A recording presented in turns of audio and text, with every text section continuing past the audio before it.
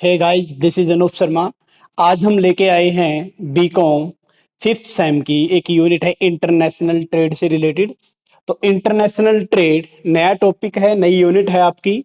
और unit number 1 है theory of international trade. हम इसके अंदर पढ़ेंगे। इसको 2 चैप्टर में डिवाइड किया गया है।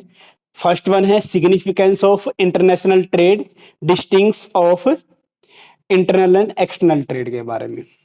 तो इसके ऊपर हम चर्चा करेंगे आज।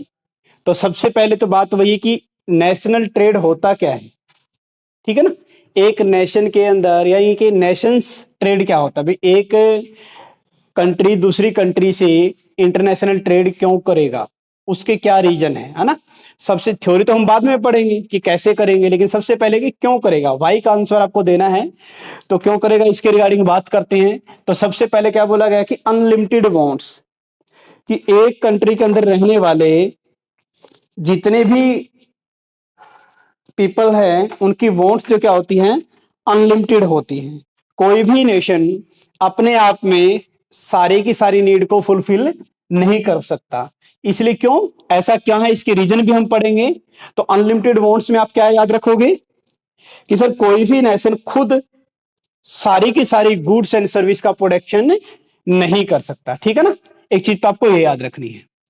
सेकंड आता है unequal distribution of factor of production, कि जो फैक्टर का यानी कि आप बोल सकते हो जो नेचर ने जो अपने रिसोर्सेज हैं वो सिर्फ एक ही देश को नहीं दिए हैं, एक ही कंट्री को नहीं दिए हैं। उनका डिस्ट्रीब्यूशन अलग अलग जगह पर है। लाइक इंडिया के अंदर कुछ है, जापान के अंदर कुछ है, अमेरिका के अंदर क्या है, वो हम पढ़ने वाले हैं वन बाय वन। तो सबसे पहले क्या है, अनलिमिटेड वॉन्ट्स हैं, यानी कि जैसे एक इंडिविजुअल अपने लिए सारी गुड्स का प्रोडक्शन नहीं कर सकता, वैसे ही एक कंट्री अपने लिए सारी गुड्स का प्रोडक्शन नहीं कर सकता, इसलिए उसको दूसरे पे डिपेंड होना पड़ता है। तो आपको ये याद रखना है। अनइक्वल डिस्ट्रीब्यूशन मींस किसी के पास कुछ चीजें ज्यादा है। लाइक जापान के पास क्या है, ऑटोमोबाइल या इलेक्ट्रॉनिक चीजें ज्यादा है, ठीक है ना, आप ऐसे याद रख सकते हो। और मलेशिया के पास रबड़ ज्यादा है, यानी कि वहां पर रबड़ का प्रोडक्शन ज्यादा होता है। और इसके अलावा अगर मैं बात करूं तो ब्राजील की कॉफी फेमस है, थाईलैंड के अंदर राइस।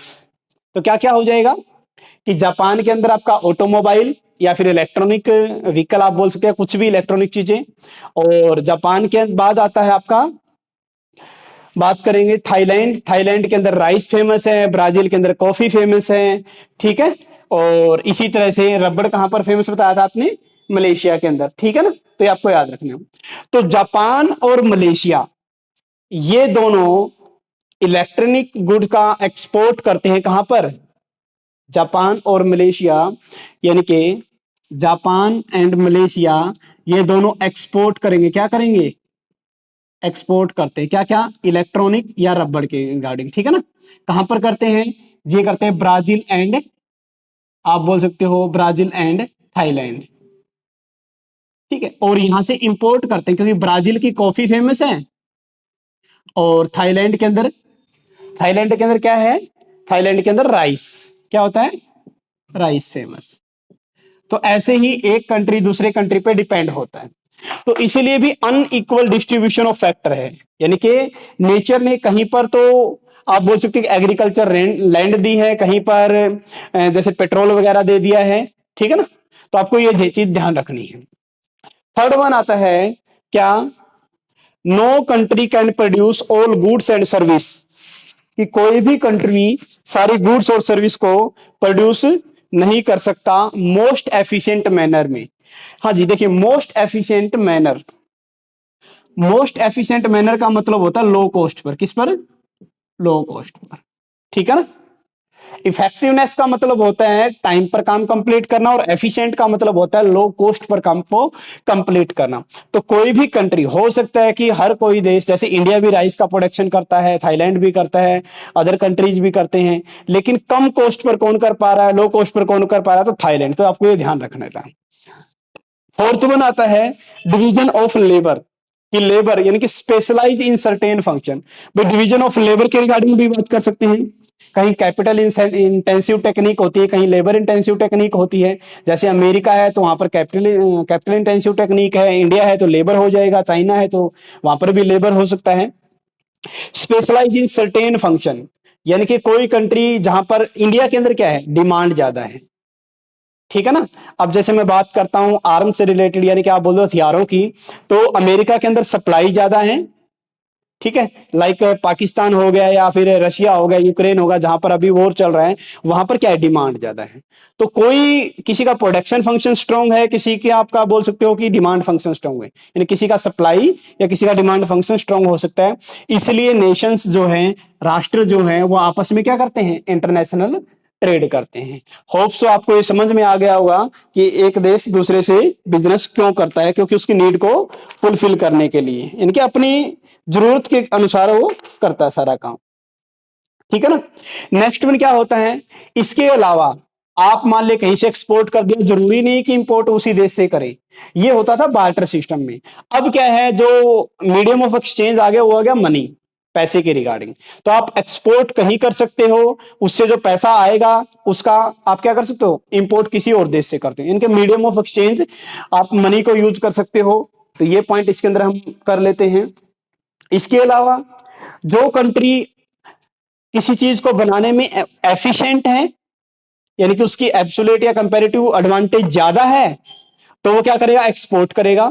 अगर कोई कंट्री एब्सोल्यूट या कंपैरेटिव उसकी एडवांटेज वो कम है, तो उसका इंपोर्ट करेगा। अब ये एब्सोल्यूट या फिर आप बोल सकते हो कंपैरेटिव वर्ड क्या है, तो ये अगले जो नेक्स्ट टॉपिक हम करेंगे, थ्योरीज ऑफ इंटरनेशनल ट्रेड, वहां पर हम पढ़ेंगे इनके बारे में डिटेल से। आप सिंपल बस ये याद रख लेना, ठीक है ना, हो जाएगा कि वाई डू नेशन ट्रेड, कैसे कैसे क्या क्या याद रखोगे। Number one, unlimited amounts. Second one, unequal distribution of factor. Third आता है कि कोई कंट्री एफिशिएंट मैनर में प्रोडक्शन नहीं कर सकती सभी गुड्स का। फिर आता है डिवीजन ऑफ लेबर या फिर स्पेशलाइजेशन इन सर्टेन फंक्शन, ये आपको याद रख लेना है, हो जाएगा ना। इसके अलावा ये तो था आपका फर्स्ट पॉइंट। सेकंड वन आता है कि बेसिस, कॉजेज या स्कोप ऑफ इंटरनेशनल ट्रेड होते क्या है।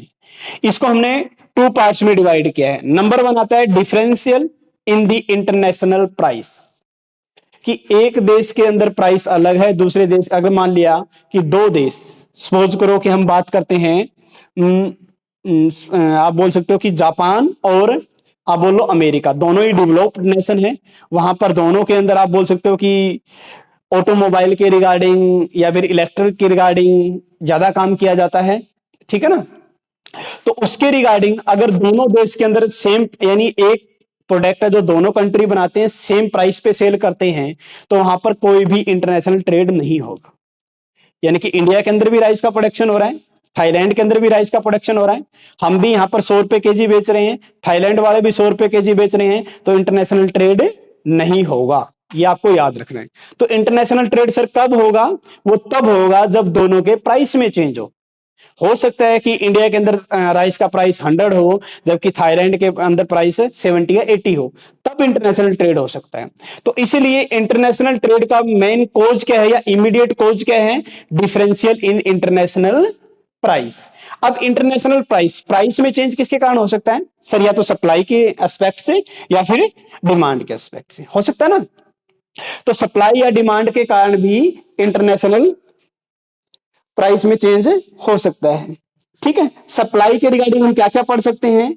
सप्लाई में आप बोल सकते हो कि सर नेचुरल, या किसी देश के अंदर कोई चीज नेचर ने ही ज्यादा दे रखी है, तो वो हो सकता है। या फिर कोई देश, टेक्नोलॉजी किसी देश के अंदर ज्यादा है, या स्किल्ड लेवल ज्यादा है, ठीक है, या खदाने वगैरह ज्यादा है, हो जाएगा ना। या फिर मतलब कि जैसे हमारे पास हिमालय है, वहां पर जड़ी बूटियां होती है, तो वो एरिया ज्यादा, जैसे नेपाल के पास वो एरिया ज्यादा होता है, तो उसके रिगार्डिंग। यानी कि सप्लाई का मतलब होता है, यानी कि अगर कोई कल्टिवेटेड लैंड है किसी देश के अंदर, तो वहां पर क्या है, ऑब्वियसली बात है कि वहां पर जो प्रोडक्शन होगा, एग्रीकल्चर होगा, वो फैक्टर ज्यादा है, तो ये सप्लाई साइड हो जाएगी। डिमांड पॉइंट ऑफ व्यू से दो चीजें याद रखनी है। एक तो आपको याद रखनी है कि इनकम, दूसरा आपको याद रखना है टेस्ट, कि अगर आप हाईली इनकम, यानी कि आप बोल सकते हो डिमांड वहां पर ज्यादा होगी जहां पर इनकम ज्यादा हो कंज्यूमर की, और वो आपके ब्रांड को या उस कंपनी के पर्टिकुलर प्रोडक्ट को टेस्ट, जो उसका टेस्ट है वो भी उनके फेवर में हो। तो आपको यह याद रखें, क्या याद रखना है डिमांड पॉइंट ऑफ व्यू से, डिमांड पॉइंट ऑफ व्यू से आपको याद रखना है इनकम या टेस्ट, ठीक है ना। तो कोई भी कंट्री है, मान लिया कंट्री ए और बी, दो कंट्री दे रखी है आपको, सपोज करते हम एक है कंट्री ए, एक है कंट्री बी, ठीक है ना। अगर कंट्री ए के अंदर हाई डिमांड है और कंट्री ए के अंदर लो डिमांड है, इसका मतलब क्या है सर, कंट्री बी जो प्रोडक्ट बनाता है वहां पर कंज्यूमर को उस प्रोडक्ट का टेस्ट भी पसंद है और इसी वहां पर इनकम लेवल भी हाई है, और उसके अंदर रिवर्स हो जाएगा लो वाले में। तो ये आपको ध्यान रख लेना है। यानी कंट्री ए है जहां पर डिमांड कम है तो क्या बोलेंगे, कंट्री ए देयर में be lower level of demand for that product due to lower level of income या टेस्ट। कंट्री ए के अंदर क्या है कि कंट्री ए जो प्रोडक्ट बना रही है तो उसका टेस्ट लोगों को पसंद नहीं है, इसलिए उसकी डिमांड कम है। या फिर कंट्री ए गरीब देश है, वो उस प्रोडक्ट को अफोर्ड ही नहीं कर पा रहे हैं, ठीक है ना, उतना उसके लिए पे नहीं कर पा रहे हैं, तो इसलिए भी हो सकता है। तो सप्लाई पॉइंट ऑफ व्यू से और डिमांड में दो आएंगे, कौन कौन से सर, एक तो आएगी कंज्यूमर की इनकम और एक आएगा कंज्यूमर का टेस्ट, याद रह जाएगा ना, कंज्यूमर इनकम और कंज्यूमर टेस्ट। और सप्लाई के अकॉर्डिंग आप बोल सकते हो सर नेचुरल हो सकता है, किसी देश के पास नेचर ने कोई चीज ज्यादा दी गई हो, या फिर टेक्नोलॉजिकल हो सकता है, या फिर वहां की लेबर स्किल्ड हो, या कोई फैक्टर उसके अंदर ज्यादा है, ठीक है ना। Factor means land labour capital में कोई चीज ज्यादा है, तो आप ये बोल सकते हो जाएगा याद। तो सबसे पहले तो डिमांड कंडीशन क्या होती है, सप्लाई कंडीशन क्या होती है, ये आपको याद रखना है, पेपर पॉइंट ऑफ व्यू से बहुत जरूरी है। फिर हम अगर बात करते हैं कि सर इंटरनेशनल ट्रेड, ये तो आपने बता दिया कि डिमांड कंडीशन क्या होती है, सप्लाई कंडीशन क्या होती है, लेकिन इंटरनेशनल ट्रेड कैसे होगा इनके कारण। देखिए यहां हमने हॉरिजॉन्टल क्वांटिटी को लिया है, क्यू से रिप्रेजेंट किए, और यहां पर हमने वर्टिकल प्राइस को रिप्रेजेंट करते हैं, किससे, प्राइस को। अभी देखिए जो हमारे पास यहां पर लिखा गया है पीएच, क्या लिखा गया है, पीएच। देखिए ये जो पीएच है इसका मतलब है price of home country, price of home country, ठीक है ना, ये आप याद रख लेना। और जो ये पीएफ लिखा गया आपको अगर शो हो रहा तो ये होता है क्या,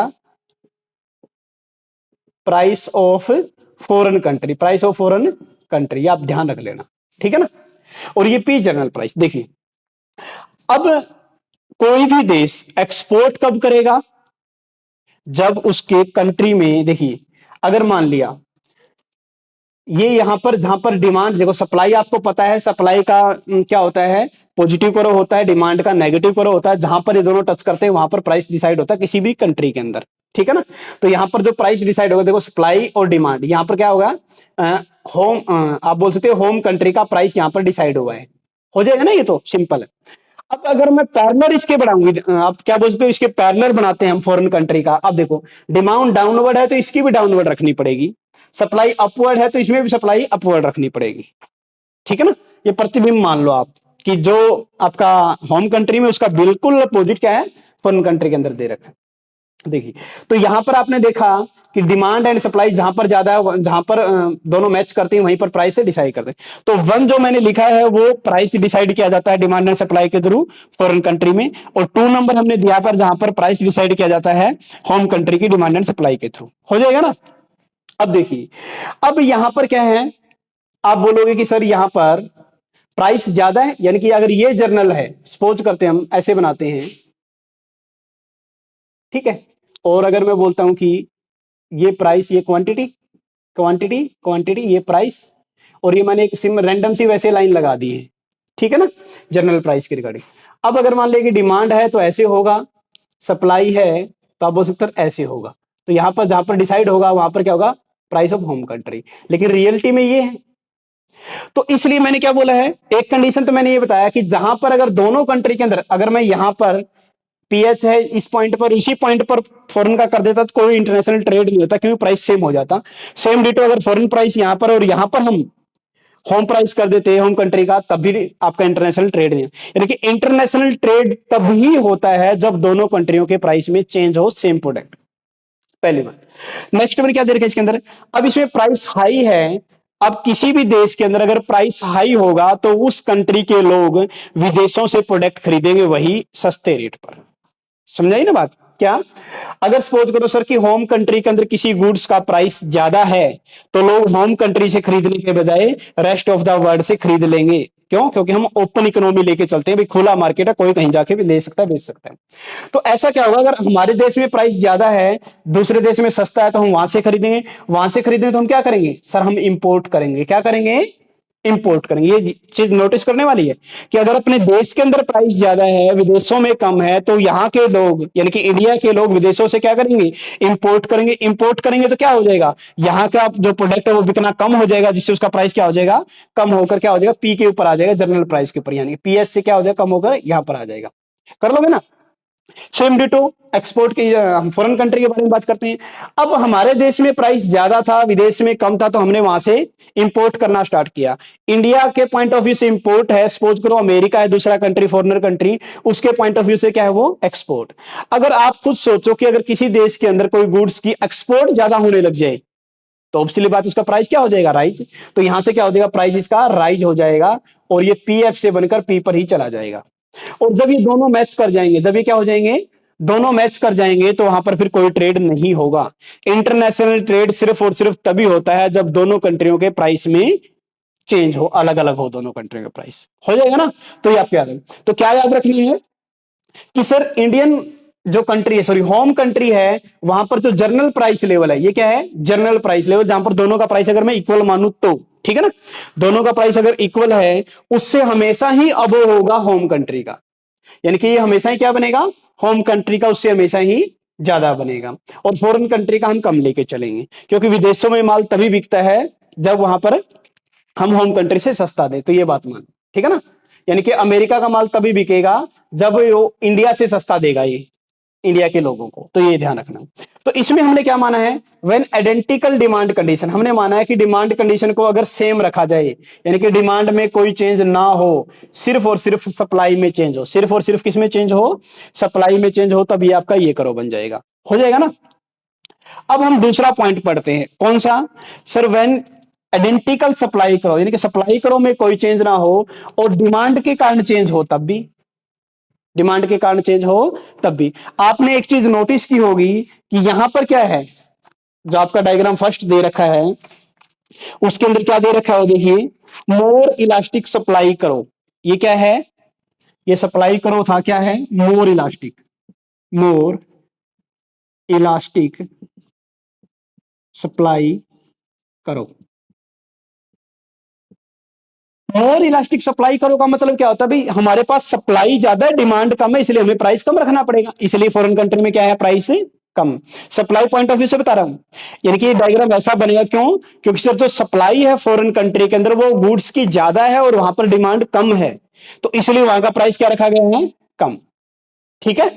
अब बात करते हैं home country. Sir home country में प्राइस क्यों ज्यादा रखा गया है? क्योंकि हम सप्लाई पॉइंट ऑफ व्यू से पढ़ रहे हैं, डिमांड को यहां कंसीडर नहीं कर रहे हैं। तो हम बोलेंगे लेस इलास्टिक सप्लाई करो। क्या बोलेंगे? लेस इलास्टिक सप्लाई करो। याद रह जाएगा ना?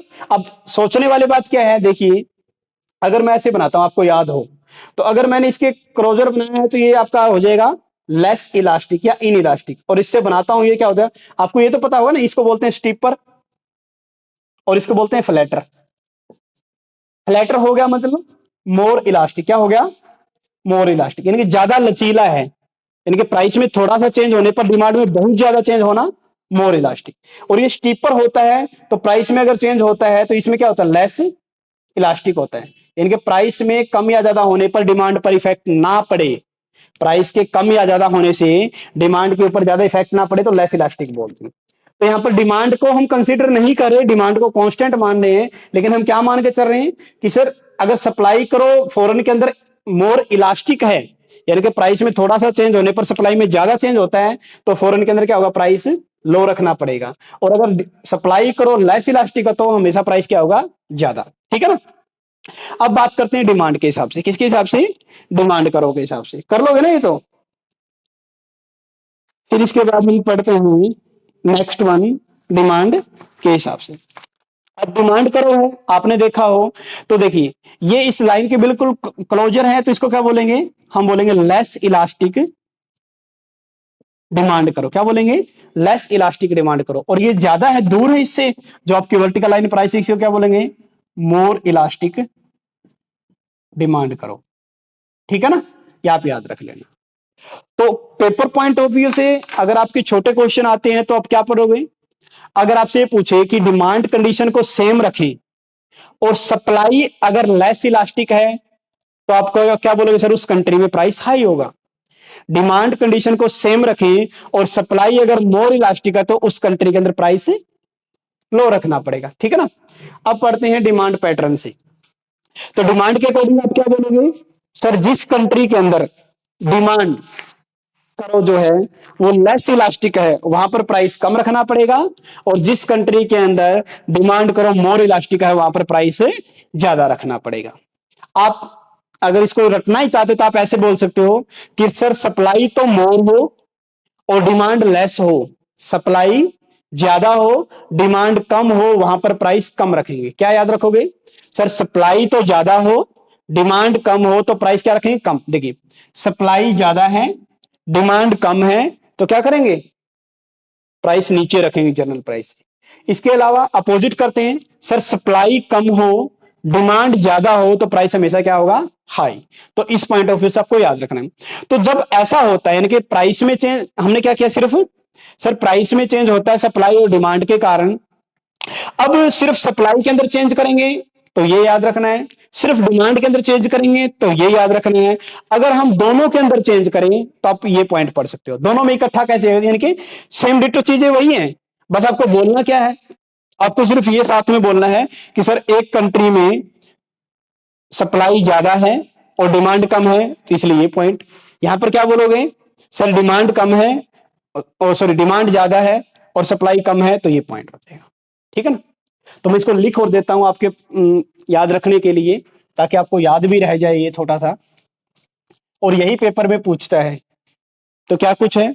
अगर किसी कंट्री के अंदर मान लिया कि मैं लिख देता हूं फॉरेन कंट्री समझाने के लिए, ठीक है ना, फॉरेन कंट्री। अब इसमें क्या करना है? प्राइस लेस रखना है, कम रखना है। तो क्या होगा कंडीशन? एक तो ये सर कि मोर सप्लाई जो क्या हो? मोर इलास्टिक हो। क्या हो? मोर इलास्टिक, तब भी प्राइस लेस रखेंगे। दूसरा डिमांड क्या हो? लेस इलास्टिक, तब भी प्राइस क्या करेंगे? आप बोल सकते हो सर प्राइस लेस रखना पड़ेगा। हो जाएगा ना याद। अगर मैं बात करता हूं अपने डायग्राम के अकॉर्डिंग, होम कंट्री में आपने नोटिस किया हो तो प्राइस क्या रखा है हमने? जनरल प्राइस से हाई रखा है हमेशा। क्यों? दो कंडीशन, सप्लाई तो हमारी इसकी बिल्कुल अपोजिट कर रहा हूं मैं, ठीक है ना, लेस इलास्टिक। अगर आपने एक याद कर लिया तो दूसरा अपने आप दूसरे याद करने की जरूरत ही नहीं है। डिमांड